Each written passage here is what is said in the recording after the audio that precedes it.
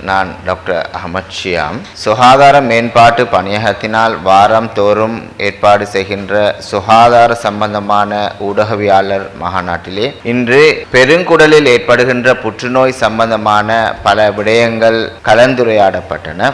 இலங்கையை பொறுத்தவரையிலே வருடாந்தோறும் 3000க்கும் அதிகமான மக்கள் இந்த நோய்க்கு உட்படுகின்றார்கள். உலகளாவிய ரீதியிலே 2 லட்சத்துக்கும் அதிகமான மக்கள் இந்த நோயினால் வருடாந்தோறும் உட்படுகின்றார்கள். அதிலே அரைவாசி பேர் மரணம் சம்பவிக்கப்படுகின்றது.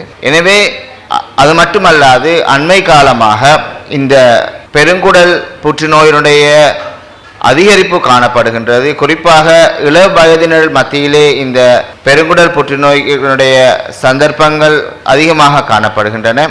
இது தொடர்பாக மக்களுக்கு அறியப்படுத்த வேண்டும்.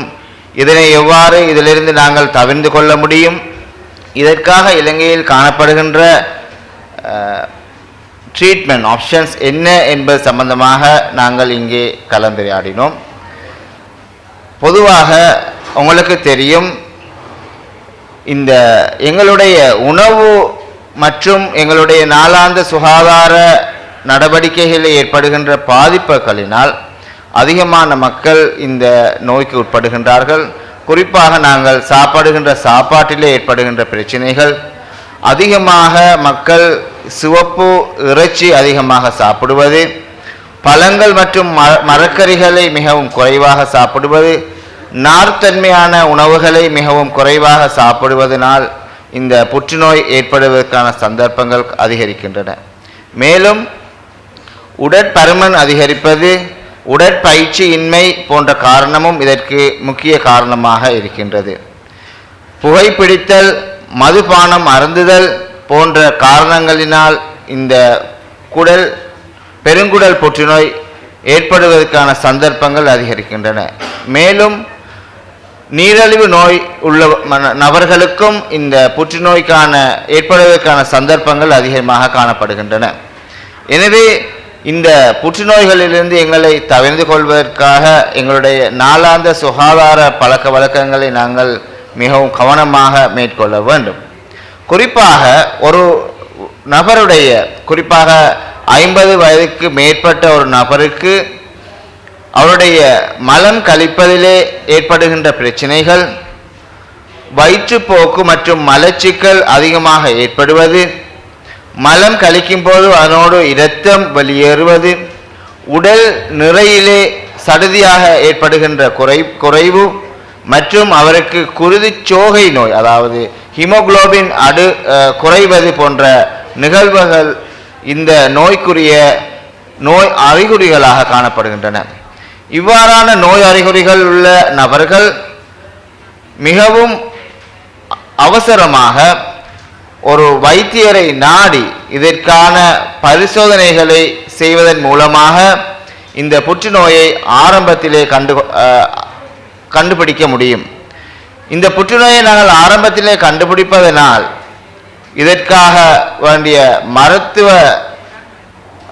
மருந்துகளை எடுத்துக்கொள்வதன் மூலமாக இதனை முற்றுமுழுதாக இதிலிருந்து நாங்கள் பாதுகாப்பு பெற்றுக்கொள்ள முடியும்.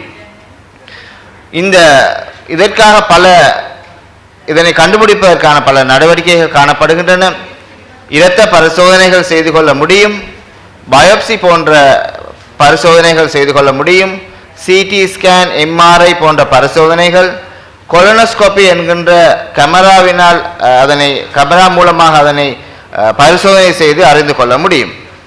எனவே இதனை தவிர்த்து கொள்வதற்காக, இந்த நோய் எங்களுக்கு ஏற்படுவதை தவிர்த்து கொள்வதற்கு குறிப்பாக எங்களுடைய உணவு சாப்பிடுகின்ற உணவிலே மிகவும் கவனமாக நாங்கள் இருந்து கொள்ள வேண்டும். குறிப்பாக தினமும் அதிகமாக பழம் மற்றும் நார்ப்பொருட்கள், மரக்கறிகளை அதிகமாக நாங்கள் உட்கொள்ள வேண்டும். குறிப்பாக ஒருவர் 3 வகையான மரக்கறிகளையும் 2 வகையான பழங்களையும் ஒரு நாளிலே உட்கொள்வது இதற்கான மிக முக்கியமான ஒரு காரணமாக இருக்கும். மேலும் அதிகமாக இறைச்சி சாப்பிடுவதை குறைந்து கொள்ள வேண்டும். பதப்படுத்தப்பட்ட இறைச்சிகளை அதிகமாக உண்பதிலிருந்து நாங்கள் எங்களை தவிர்த்து கொள்ள வேண்டும். தினமும் உடற்பயிற்சி செய்வது, எங்கள் உடற்பருமனை ஒழுங்காக பாதுகாத்துக் கொள்வது என்பனவும் இதற்கு முக்கியமான காரணமாகும். மேலும் புகைப்பிடித்தலிருந்து எங்களை முற்றுமுழுதாக நாங்கள் தவிர்த்து கொள்ள வேண்டும்.